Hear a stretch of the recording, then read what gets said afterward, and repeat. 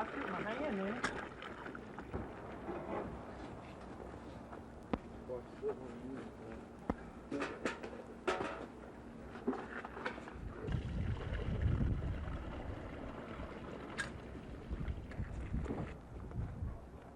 Thank you. You gonna set this open one in there?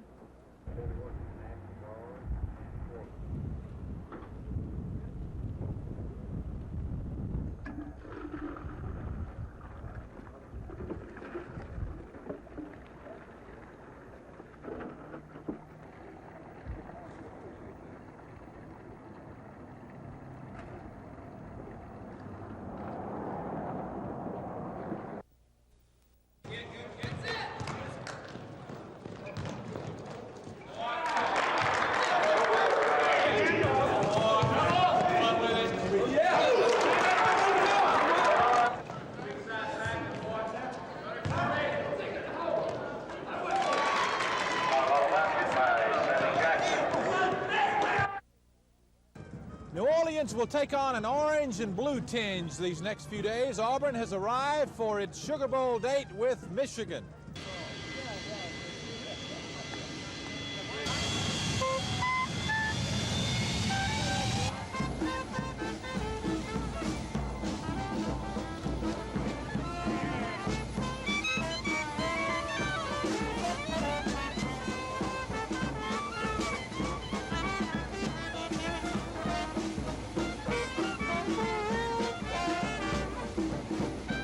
Outside of playing the game, what's the one thing you want to do in New Orleans?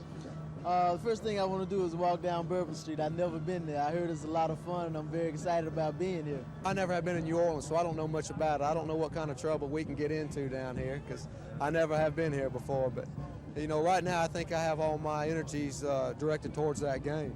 Just come down here and do what every other bowl do is just have fun, and around game time get serious.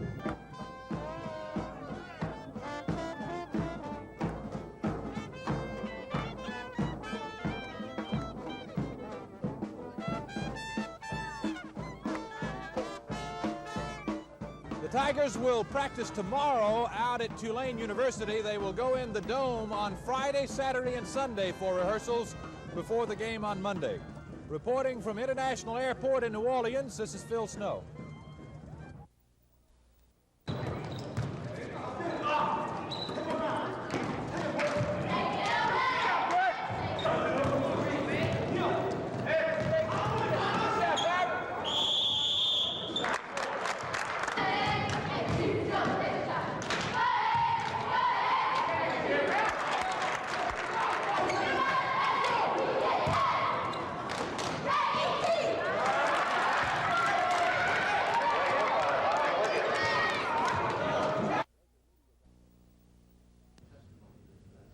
The local media got their first look at Pat Dye and some of his players this morning at a formal press conference. Here's some of what was said.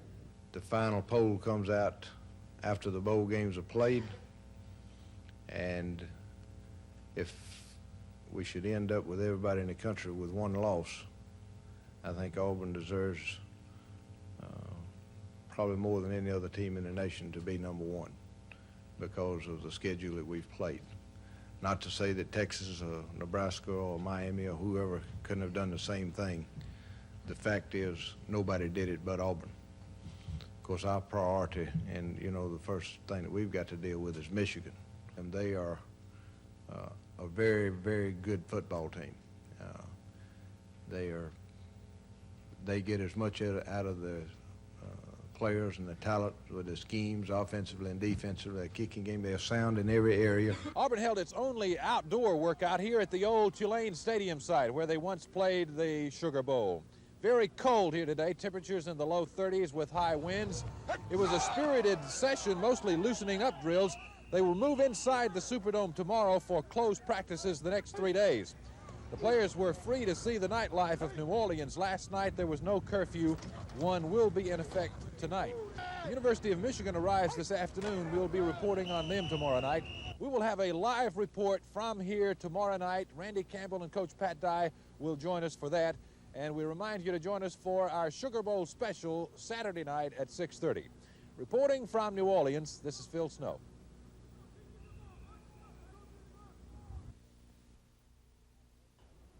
It hasn't sunk in yet to his friends, and how grateful I am to have been one of them, that Jay Level is gone. He was such a special person, such a kind man, such a gentleman, and he possessed that rarest of talents.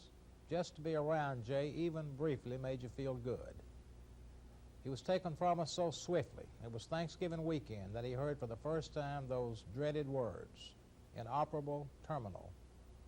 A lesser man might have reacted in anger, but Jay Level was not a lesser man.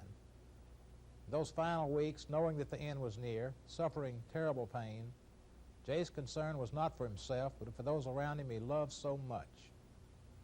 His one goal in the final days of his life was to present his daughter Tracy at the blue and gray Colonel's Ball. Medically, there was no reason to believe this would be possible. Jay proved otherwise. On the night of December 17th, in a wheelchair, yes, but resplendent in tails and wearing a broad smile on his face, Jay Level proudly presented his daughter at the ball. After that, he was ready to go. Jay was very special to many of us here at the station. He was close to us personally and professionally, but more than that, he was family of sorts. His lovely daughter, Candy, is one of us. If there was one distinctive about Jay I will remember, it was his unabashed love for his hometown. He loved this city and her people with an unequaled passion. And Montgomery is a better place because Jay Level was here. It's a lesser place because he's gone. The cry across the country this year was for higher standards in education. Alabama educators jumped on the bandwagon early, proposing a number of programs, all designed to improve the quality of education for students and teachers. But 1983 began controversially with an issue that still hasn't been resolved. When State School Board member Dr. Evelyn Pratt took her oath of office in January, she was also principal at a Huntsville high school. The Ethics Commission had already ruled she had to give up one of the two jobs because of an obvious conflict of interest, but Dr. Pratt didn't, and instead challenged the Ethics Commission's ruling. So with Dr. Pratt still on the board and serving as principal pending a judge's decision, State School Board members continued the business of trying to improve classroom education. Now the test is doing a very effective job of keeping those people out of the classrooms. They are not allowed to be teachers right now, and we're going to take, with this resolution, the next step and address the quality of the education program where that person came from. School Board member John Tyson is talking about his own resolution designed to produce quality teachers for Alabama schools. In the resolution, the precedent-setting goal is for colleges and universities to maintain high standards for teacher education programs if they want to keep them. To do that, 60% of prospective Alabama teachers taking the mandatory certification exam must pass it.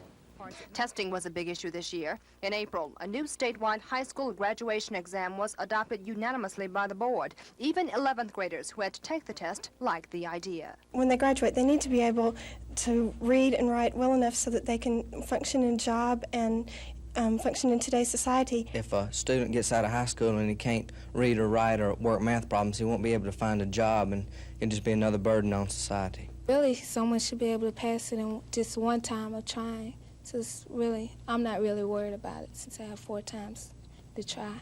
And the October results were surprising but pleasing. We're not only pleased, we're excited. At least 88% of the juniors passed the exam, which was designed only to measure basic reading, writing, and math skills. Now, the task for educators is to assist those students who failed. From the state level, we will look at the system which had the highest percentage of students failing this exam, and we will make recommendations for improvement. The procedure will be for us to contact those superintendents in the next few days and set a course of action. And as the year progressed, more and more upcoming teachers passed the 3rd year of the Alabama Teacher Certification Exam. But Education 83 wasn't without its problems, like money or the lack of it, a resignation, and a federal desegregation suit that surprised no one. School doors in Macon County opened as scheduled in January, but the first half of the school year was mired in financial question that wasn't answered until August, when citizens decided a dog racing track would help keep the school system afloat. Bets are expected to be placed in the spring of 1984, when the track opens. But no one was betting Dr. Howard Gundy would resign. He said he didn't like the politics surrounding his job and resigned as chancellor of post-secondary education, even though his colleagues and Governor Wallace urged him not to. Therefore, it now be resolved that the State Board of Education hereby requests the chancellor to withdraw his resignation and further request the chancellor to serve in his position through the end of the term of his contract. Dr. Gundy thought it over, but still decided to step down from the chancellorship and decided not to return to his former job. I will not go back to the university. Then it finally came. The federal government's desegregation suit claiming vestiges of racial segregation still exist at colleges and universities in Alabama. The lawsuit specifically named two schools in Huntsville, Alabama A&M, a predominantly black school, and the University of Alabama at Huntsville, primarily a white institution. The government left a university issue here out of the lawsuit, probably because of another suit already in litigation. That lawsuit calls for the merger of the three Montgomery institutions. That was the only part of the lawsuit that surprised Dr. Joe Sutton, who heads the Alabama Commission on Higher Education. We don't know why this is true. What is the speculation? Perhaps that the existence of a suit in federal court of Knight versus James. No reason that a town the size of Montgomery would need three state-supported or state-funded institutions of higher learning right here in the city. Both lawsuits are still tied up in the courts. And next year, educators say their goal is to persuade lawmakers to channel more money into the education coffers. Kim Davis, WSFA TV News. If Nene the goose could talk, she'd probably say, "It's cold." No wonder. Nene is from Hawaii. But many of her friends don't mind the cold weather, except perhaps the flamingos who are standing on one leg while the other keeps warm. That's the idea the Bears had in mind. They went inside the day the cold spell hit Montgomery, leaving their coyote friends to fend for themselves. The ducks spent the afternoon swimming in the pond, the one that wasn't iced over, but there are exceptions. Some chose to stand by the heat lamps. And the heat from the sun warmed the rocks for the spider monkeys to spend the day outside. This is the closest they'll come to an afternoon dip. That's Fred, the alligator. He and his two pals are hibernating in 32-degree water. I'm sure it's cold, but it's probably warmer there than it would be out of the water. We've got water running into the pool, which kind of keeps it at a below freezing temperature, which is, it doesn't actually freeze over. But the weather had some freezing effect on people, except for this couple who brought their daughter, Summer, to the zoo. We're the only crazy ones, I guess, but we'll make it through it. And Bonnie and Clyde could care less about the weather. Apparently, cold temperatures don't interfere with affection. Kim Davis, WSFA TV News.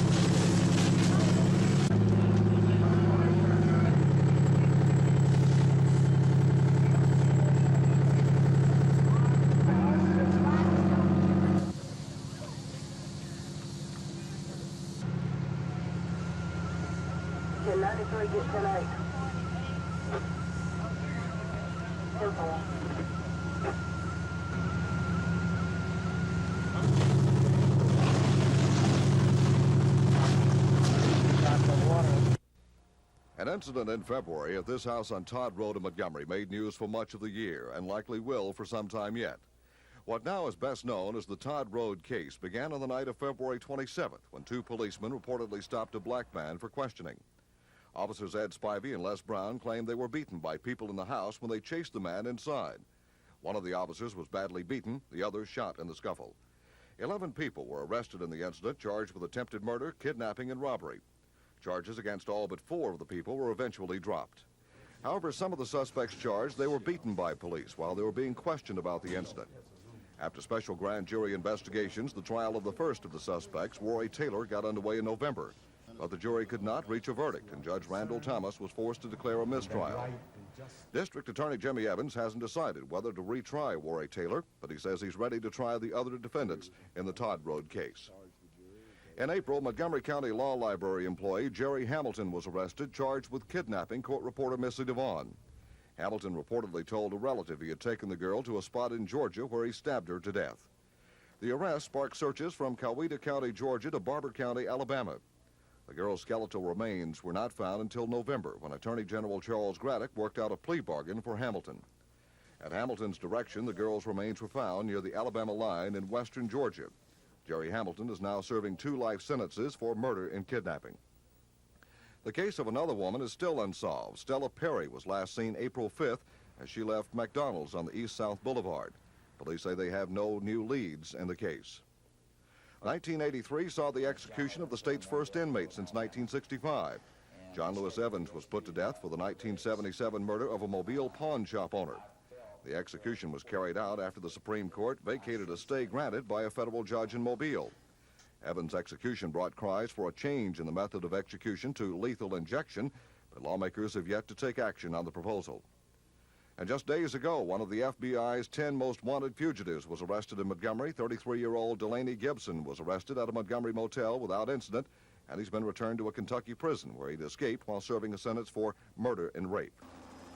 Local, state, and federal narcotics agents were kept busy during 1983 as the marijuana eradication program continued. Authorities conducted raids from one end of the state to the other, harvesting tons of pot. Agents used helicopters to locate the weed from the air and direct ground crews to the marijuana fields. Agents also made a couple of notable cocaine busts during the year, one the largest haul in state history. 7 men were originally arrested when officers searched a plane that refueled at Danley Field in Montgomery and found 800 pounds of the white powder, valued at more than $230 million. Charges against 4 of the men were eventually dropped, and a mistrial was declared in the trial of a 5th suspect. U.S. attorneys gained convictions against 2 of the suspects. William Willis was sentenced to 24 years in prison, while Omar Mahdi drew a 14-year term. Earlier in the year, officers arrested a Blakely, Georgia man when they found 700 pounds of cocaine aboard a plane after it skidded off the runway during landing in Dothan. Alton Eugene Maddox was convicted on federal drug charges and was sentenced to 10 years in federal prison. With a look at the crimes of 1983, I'm Matt Carmack.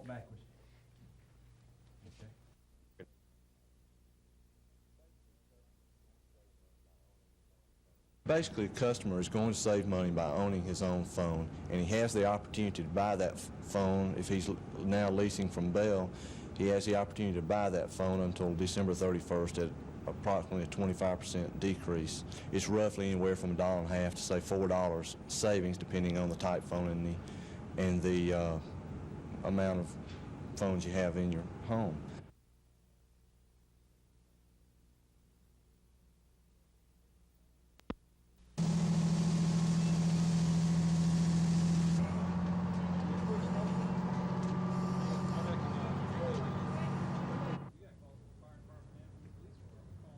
We want people to know that we're police officers and we're part of the community, and our responsibilities is directly to the community. And in time of crisis, we want them to be aware that they can call us, and we might not have the things that they'll need, but we can lead them to people who can help them in their situations.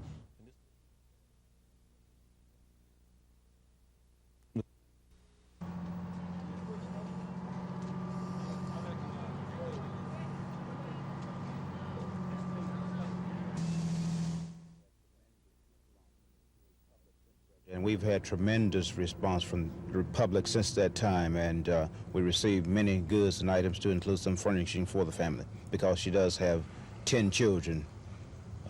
Number 10 was born last night, little boy.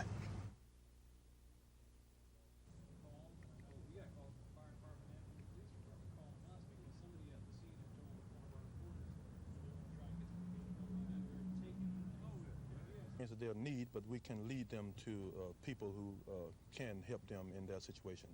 And this is what we want people to know. Troopers say 622 people have died in traffic accidents around the state this year. That's 39 fatalities more than last year. One reason for the increase, according to Captain John Henderson, is that people have more money. Travel is up. According to reports from the Revenue Department, there has been an increase in the use of gasoline, so we know that travel is up. There are more vehicles registered now than there have been in the past, and there are more people. Since the economy has improved, more people are out driving now.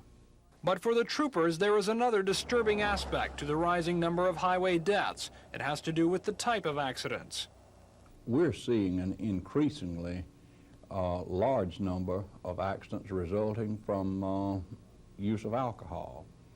So going into the new year, the troopers say they are tightening up their enforcement of traffic laws, focusing their attention on the areas where the most wrecks are occurring, and trying to reverse this year's deadly trend. Tom Foreman, WSFA TV News.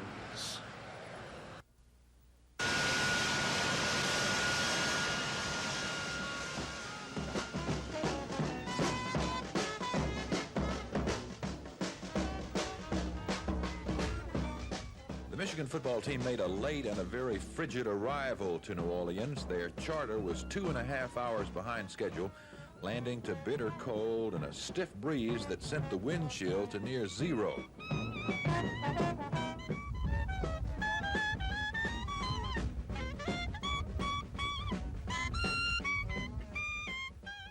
The Wolverines are out of the chase for a national championship, but that doesn't mean Bo Schembechler and his men are not serious about this game. Never, you know, when you lose 2 games, you're not going to win the national championship. We never thought we were that caliber team anyway. But I will say this, that we don't feel that we should back down from anybody who thinks they ought to win it. Auburn holds out some chance. Sure, they absolutely do. No, not at all. You know, we're gonna be enthusiastic in this game. All right, we know about Michigan's Bo. How about Auburn's Bo in your mind? Well, he's a great runner. There isn't any question. That's a great runner.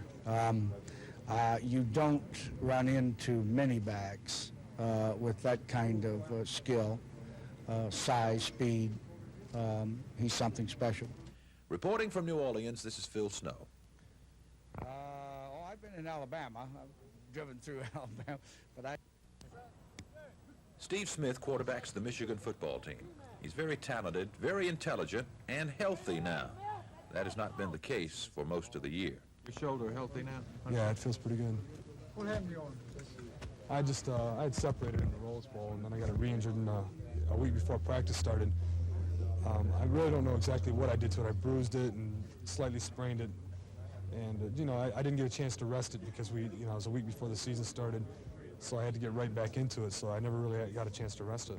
How inhibited were you with that brace that you used for most of the season? Well, I think that the brace inhibited my throwing motion a little bit. Not only that, but I think it made me timid in throwing the ball and running the ball. So it really cut down on my game. I don't know, you know, as far as I did take it off and threw the ball farther, but I'm not sure if more of that was in my mind or what. Steve Smith, with his 4.5 speed, gives Michigan 3 good running backs in the game at the same time. It's no wonder they led the Big Ten in rushing this season. Auburn's defense has faced some great quarterbacks this year. Esiason of Maryland, Peace of Florida, Lewis of Alabama. Smith of Michigan is right there with the best. Watch our Sugar Bowl preview tomorrow night at 6:30. Reporting from New Orleans, this is Phil Snow.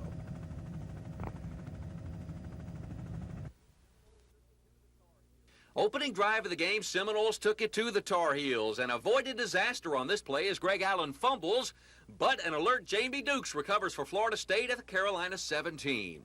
2 plays later, FSU tallies as sophomore Eric Martin, drawing his first start at quarterback, connects with Weegee Thompson for the 16-yard touchdown, 7-0 Seminoles early. Still in the first, Thomas goes to work again, faking the handoff. He'll just beat the blitz here and connect with Weegee Thompson again for a 20-yard score. 14-0 Florida State after the first quarter. A Carolina turnover led to the next Seminole tally. Walter Black back to receive this punt, can't make the connection. Sam Restivo is there to pounce on it for Florida State at the Tar Heel 17. FSU then punches it in with Roosevelt Snipes diving over from the 1, 21-0 Florida State, where it stood at halftime. North Carolina avoided the shutout midway through the 4th as Brooks Barwick boots this 36-yard field goal. But Florida State tallied once more late on this sneak by Thomas, and the Seminoles beat North Carolina 28-3 to win the Peach Bowl. Good evening, I'm Bob Howell, and this is the news for the 30th day of December 1983. Tonight, another first for TV 12, our first live report via satellite. Phil Snow and the Auburn football team are in New Orleans, and at the moment, Phil is standing on the balcony of the Royal Sonesta Hotel overlooking the world-famous French Quarter. Let's see if we can go now to New Orleans. Phil Snow and friends overlooking the French Quarter. Phil, a big weekend ahead for everybody. Yes, Bob. If these guys don't look like football players, they aren't. They are writers. Let me say that Pat Dye and Randy Campbell were our scheduled guests, but they got late-started practice this afternoon in the Superdome and just couldn't make it. We asked Philip Marshall of the Montgomery Advertiser to join us, Charlie Hollis of the Birmingham News, and over here's John Pruitt of the Huntsville Times. And we thank you guys. I don't know what this is going to cost me, but I'm afraid it's going to cost me a lot. Philip, just give me your impression of Auburn's first couple of days practice and the practice in the Dome today. Phil, the practice in the Dome today was, from my point of view, a pretty spirited practice. I've seen them throw the ball a lot, throw it very well. It looks to me like they were off to a really good start as far as getting ready for Michigan. What do you think, Charlie, on the possibility, their possibility of winning and winning impressively against Michigan? You're a little worried, aren't you?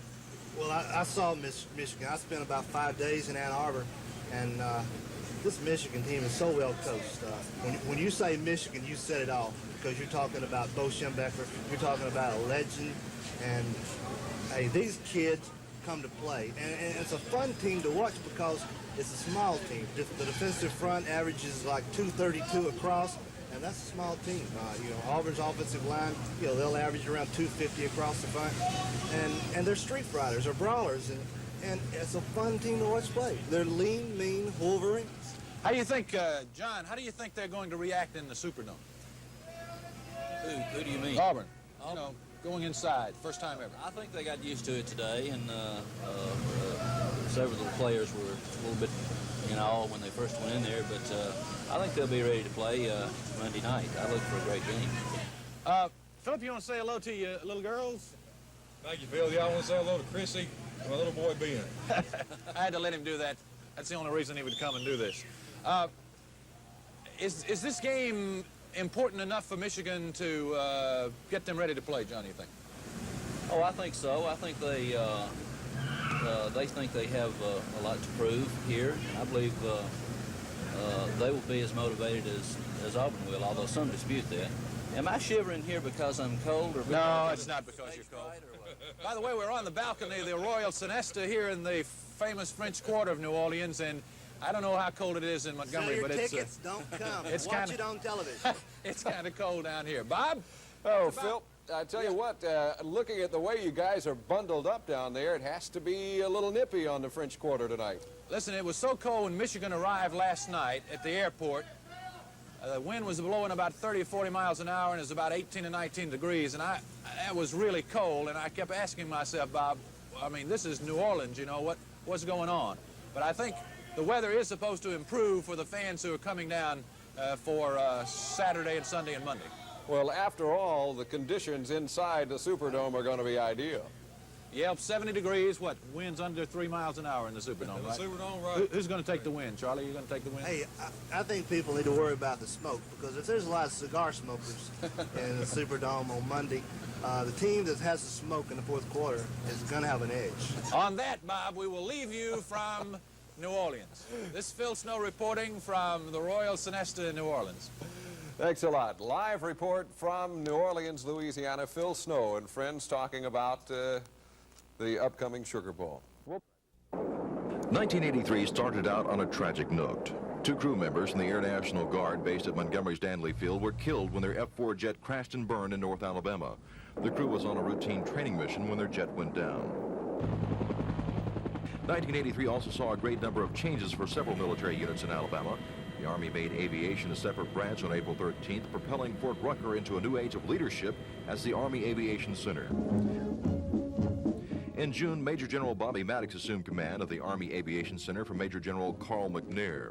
1983 also marked a milestone in the history of Air University at Maxwell Air Force Base. On July 1st, Air University, which operated under the Air Training Command for the past 5 years, once again became a separate major command.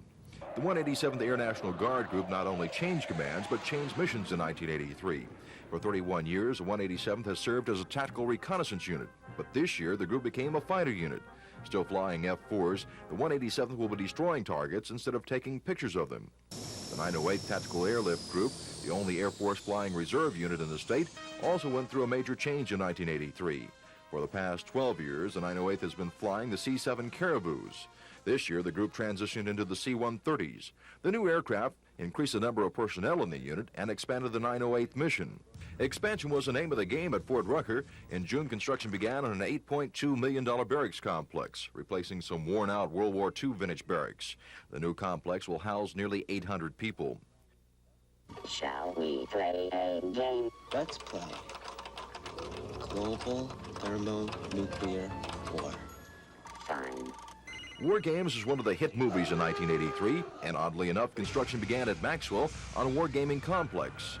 The new center, which will be the most modern in the world, can give officers a taste of what it's like to be in charge of combat units without the expense of actually deploying troops. Some troops at Fort Rucker were taking part in a different type of war games.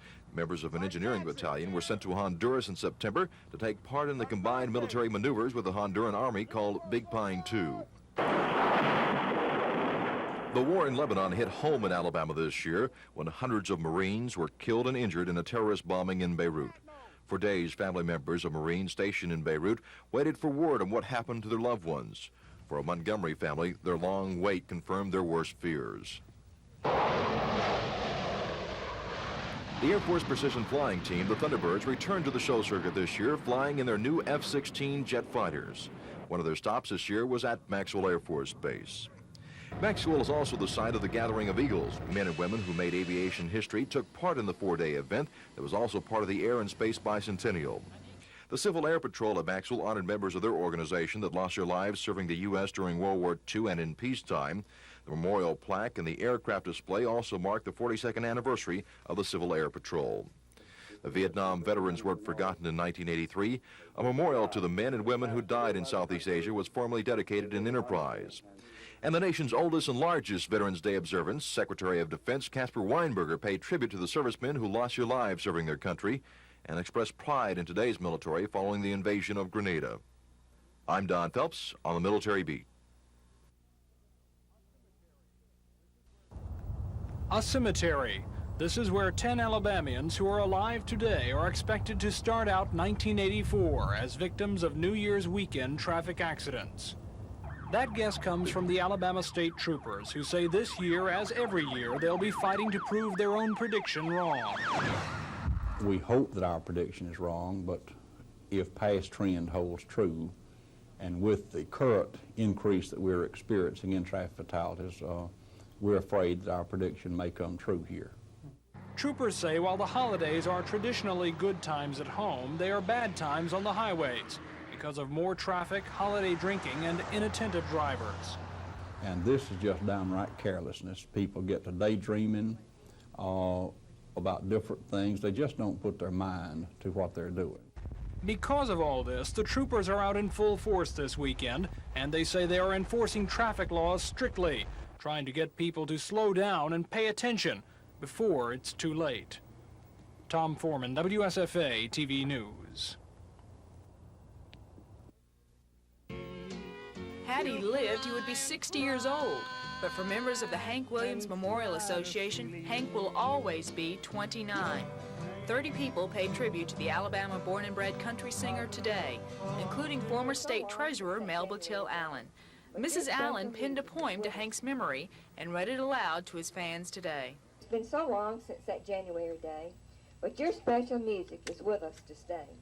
Many sing your tunes with such a beautiful voice, but deep inside with most of us, you're the #1 choice. God gave you a talent to express your very soul. It touches our hearts and it never grows old. The critics may report just how you were wrong, but most of them I notice cannot write one song. After the traditional laying of the wreath by Edna Liller and State Judge Sam Taylor, Hank's fans and former band members sang several of the 125 songs he wrote before he died.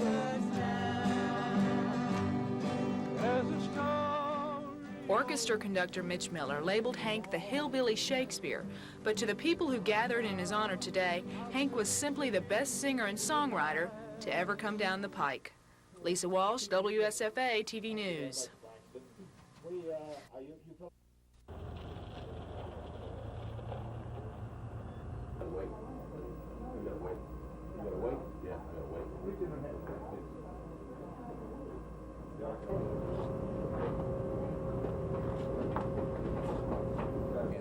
It's just really like a new beginning for us, and I'm real proud. I've spent a lot of time on the menu here these past few weeks, and we're just really looking forward to being out to TGY Shopping Center and hopefully seeing all our many, many friends who have supported us for so many years. Line, or is it I don't think there's any certain key. I think you just have to have a balanced attack, and you've got to attack different areas at different times. I don't think there's any individual key that's gonna spring a win for us, or put points on the board. I think we've. I don't see it a big play ball game. I don't see hitting bombs because their secondary is supposed to be suspect, because I don't see their secondary as suspect. We've just got to be balanced. The main thing is execute well. Their offense is very potent also, and this could be a game to where one offense dominates the game by staying on the field most of the time, and we'd like that to be ours. How do they go? We really have to execute well and play well in third down situations. So we have to convert as many third downs. Well, we always want to convert as many as we can, but that's probably the most critical part of this game for our offense. How did you like the dome? I think it's awesome. It's great. You feel good? You look good throwing the ball. I felt better throwing the ball yesterday than I ever have since I've been here, and I don't know if it was because of the lights or because it's indoors or what, but something about the place excited me.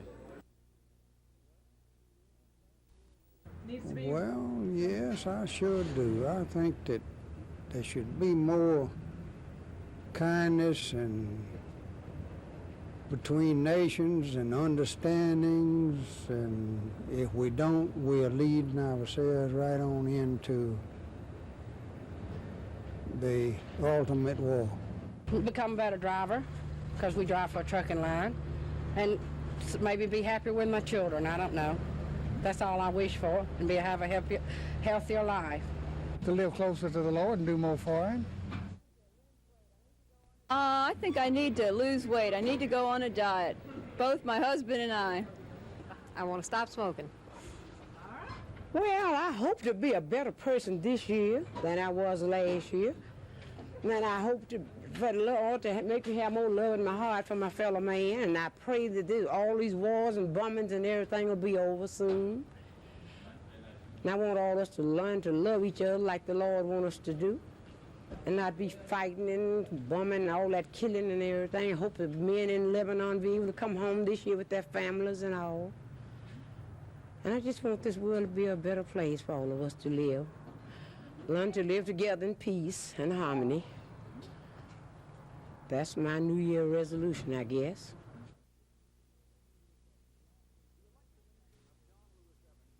The electrocution of John Lewis Evans last April was Alabama's first execution in 17 years, and even then some said it was opening a floodgate that would see many more convicts being put to death. Yes, I do think that we're going to see a lot more executions in the next 2 years, not necessarily in Alabama, but in Georgia, Florida, and Texas. Now, with the new year starting out, some, like attorney John Carroll of the Southern Poverty Law Center, say that prediction is still true. I think there are two reasons. The first reason is that a lot of the so-called big picture issues around the death penalty and whether or not it's constitutional have been resolved. It took a long time to resolve them, but they're now resolved, and they're resolved in favor of the state and against defendants who have been sentenced to death. The second reason is that there's a general feeling among the courts, I think, that these cases need to be sped up. Obviously, if we have 2 this year, that's more than we had last year. and I would like to see us have more, quite frankly. But Attorney General Charles Graddick agrees that there will probably be more executions this year. He disagrees as to why. And we have gotten to the point now where there are several inmates who have exhausted just about all of their remedies. And I think it's just coincidental that some of those are going to come together in 1984 and 85. There are 65 inmates on Alabama's death row. Mr. Graddick says 2, maybe 3, will be put to death this year. When we had none was abnormal, in my judgment. This should not be viewed at all as being abnormal.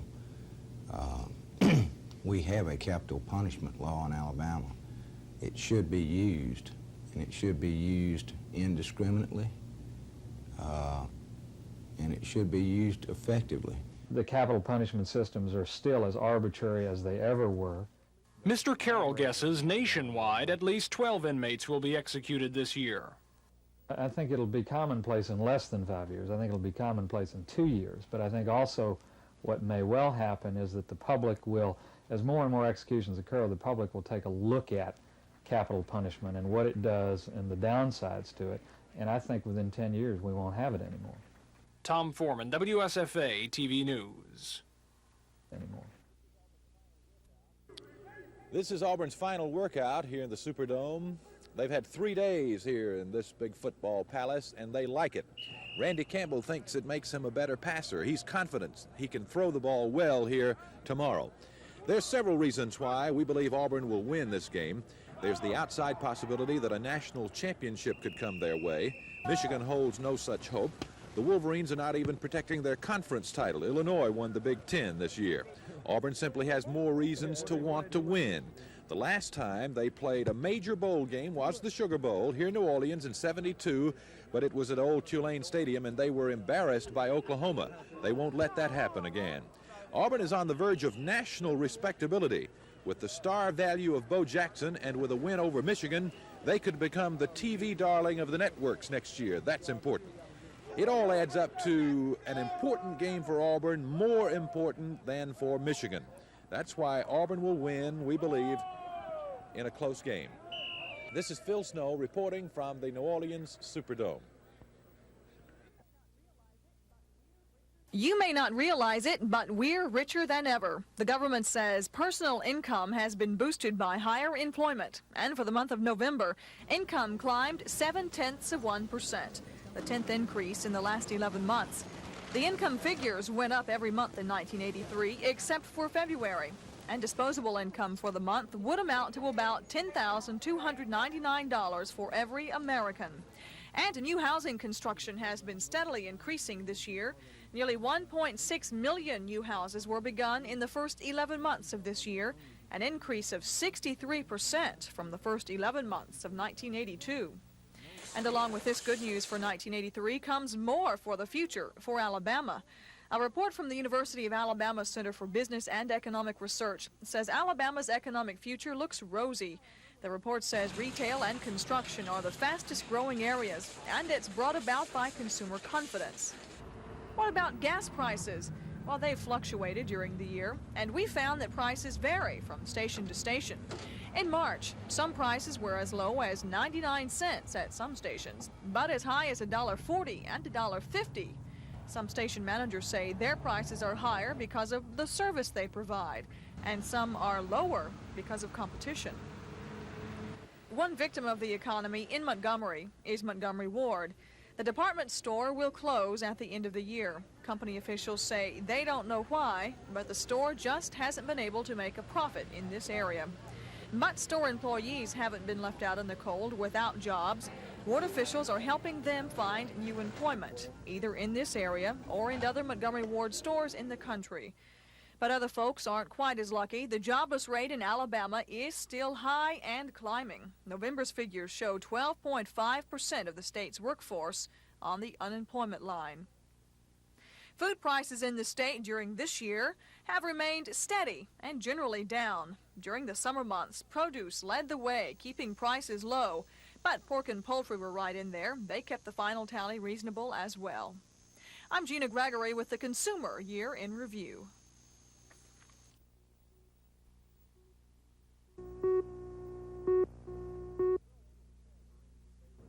The well-being of the Marines in Beirut is on the minds of almost all Americans these days. But for Gunnery Sergeant Michael McGilvray of Montgomery, the peacekeepers here in Gulf Company hold a special meaning. For many of them, McGilvray was their drill instructor in boot camp, led them through the invasion of Grenada, and now guides them in their duties in Beirut. Then picking these guys up from boot camp with no other training other than just basic Marine training, and seeing them now, a great difference. Yeah. A big You difference. feel a little proud about the job you did? Yes, I do. Think you did a good job? I think I did a very good job. It shows with what we've done here so far. While some question the U.S. presence here in Lebanon, McGilvray feels the Marines have had a very positive effect. I think we're stabilizing a little bit out here, not too much. You know, we can't control things at Tyre or at Sidon, but right here in Beirut, yes, I do think things will cool down a little bit. A career military man, McGilvray has missed many Christmases with his wife Dorothy back in Montgomery, and he'll be without his family again during this year's holiday season. But he feels that by sticking it out in this compound, the Marines are paving the way for a Lebanon that could be free of all foreign forces by next Christmas. Peter Quinn Hackis, WSFA TV News, Beirut.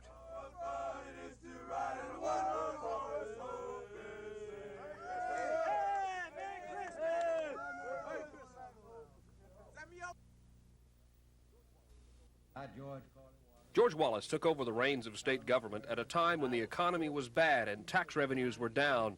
The governor barely had time to go to work on some of these problems when an intestinal virus struck. An inflamed colon that followed sent the chief executive to Jackson Hospital for about a week. This was to be the first of 3 trips to the hospital in the first 3 months of his administration. Work in the governor's office continued, with aides bringing some of the office work to the hospital. The governor was released after about a week, only to return about 2 weeks later. This time, his doctors wanted to observe a reaction the governor was having to a drug that was being used to fight the colon infection. This caused the governor to miss the wedding of Lee Wallace, his daughter, by former Governor Lurleen Wallace. The governor was out of Jackson Hospital only about 3 days when he was admitted to the UAB Medical Center in Birmingham. Doctors say the governor was suffering from leg pains related to his paralysis. During this hospital stay, the governor's staff held a news conference to dispel rumors that the chief executive was considering resigning. It was also revealed that Mr. Wallace was taking antidepressant drugs.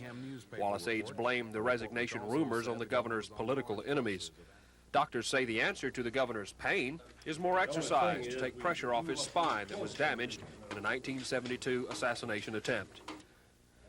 Governor Wallace wasted no time in trying to lure industry to Alabama and to put people back to work. Part of this effort was to update a film used by the Alabama Development Office to attract new industry. As in past administrations, the governor took great pride in announcing new or expanded industry from his Capitol office. He also met with representatives of other countries to discuss trade. The highlight of the year's efforts was a 3-nation Far East industry hunting trip.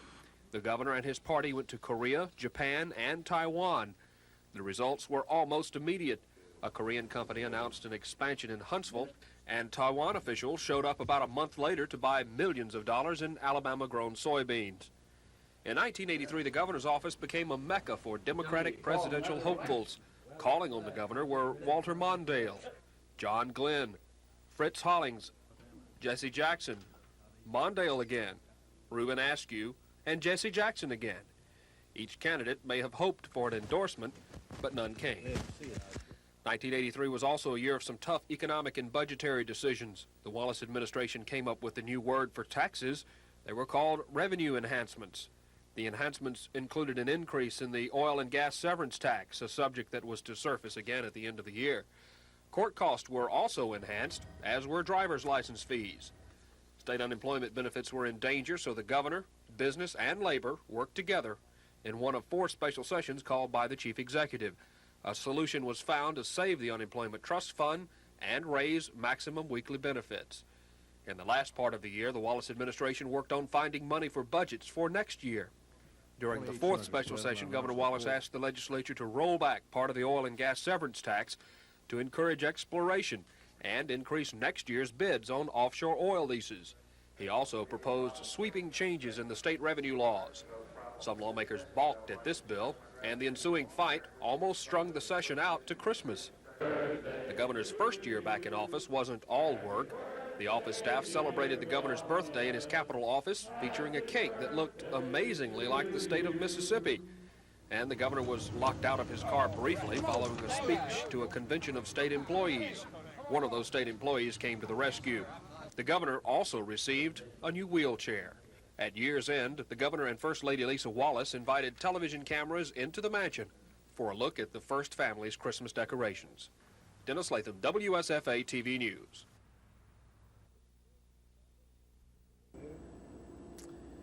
It's third-ranked Auburn against 8th-rated Michigan in the 50th Sugar Bowl game from the New Orleans Superdome. Good evening. This is Phil Snow. Welcome to our Sugar Bowl preview. Tonight we'll tell you about the Auburn Tigers, about the Michigan Wolverines, how they got here to New Orleans. We'll meet the coaches, we'll talk to the quarterbacks, and we'll try to capture a little of old New Orleans.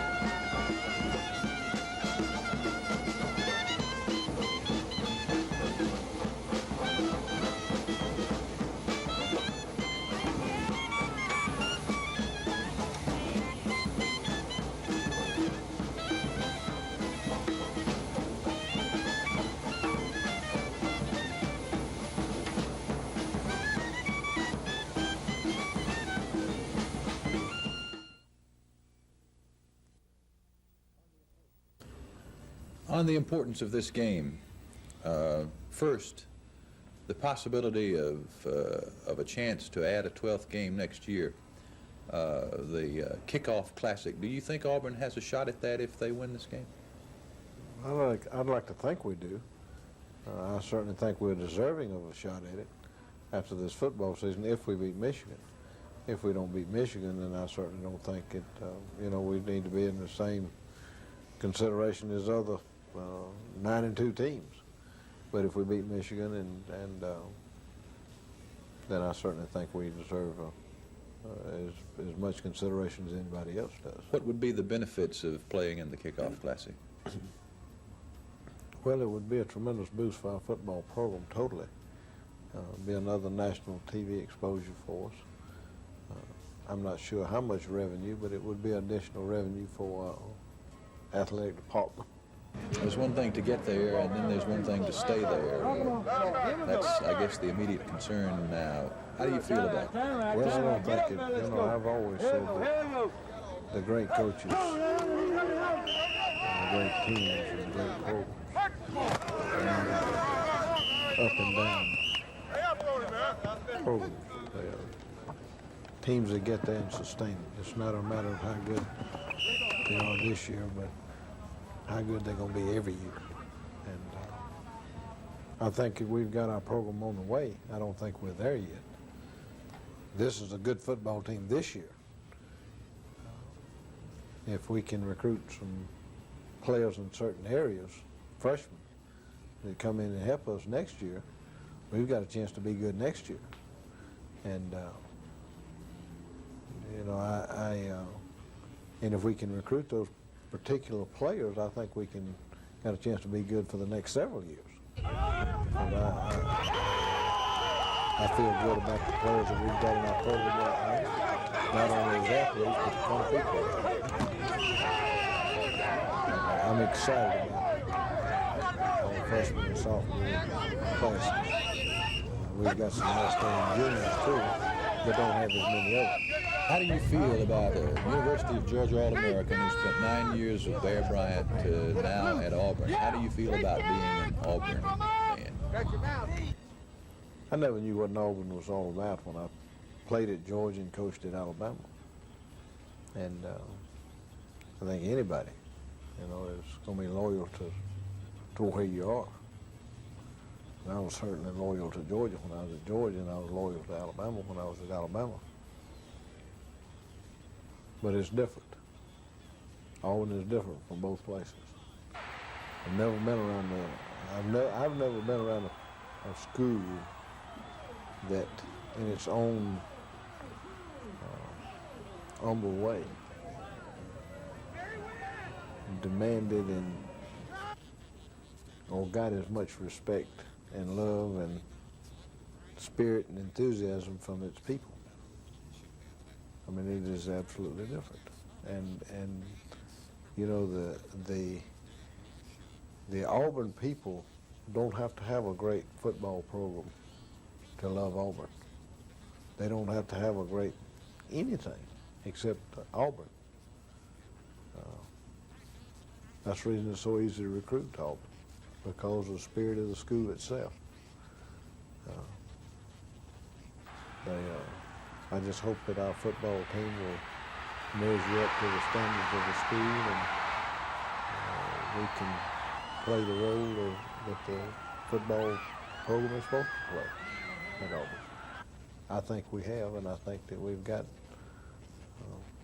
probably a new kindled enthusiasm. I certainly don't think it's the first one or anything special about it to Auburn people, because they've always had great spirit. And you could feel it when you went to other places, but you didn't know why until you become a part of it. Auburn has been made a slight favorite. We'll go along with that. A close game with the Auburn defense holding off Michigan at the end of the game, as they have so many times this season. For Vic Irving, for Dave Rickey, for Harold Ezell, this is Phil Snow reporting from the New Orleans Superdome. Good night.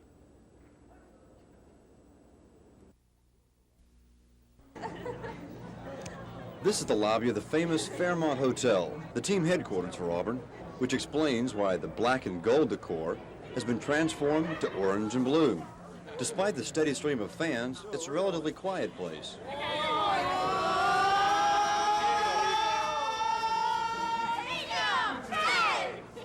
One Auburn, all right.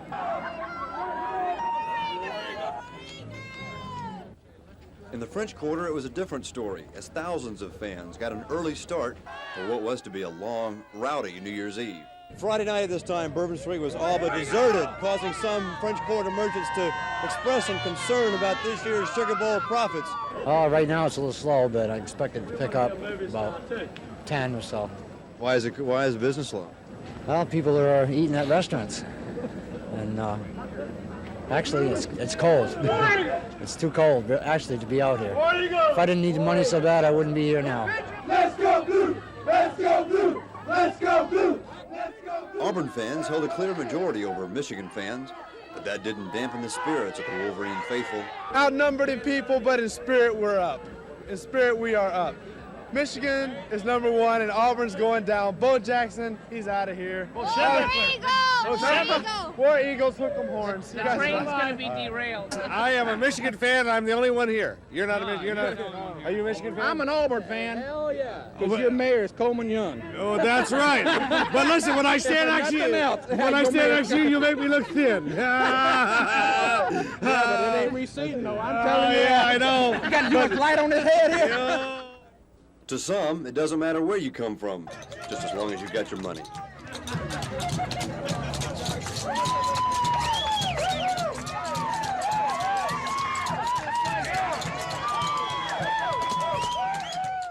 With 2 more nights to go, most French Quarter merchants we talked to agreed that their early predictions of small Sugar Bowl crowds were premature. This is a great country. We can win. All right. Dave Rickey, WSFA TV News, New Orleans.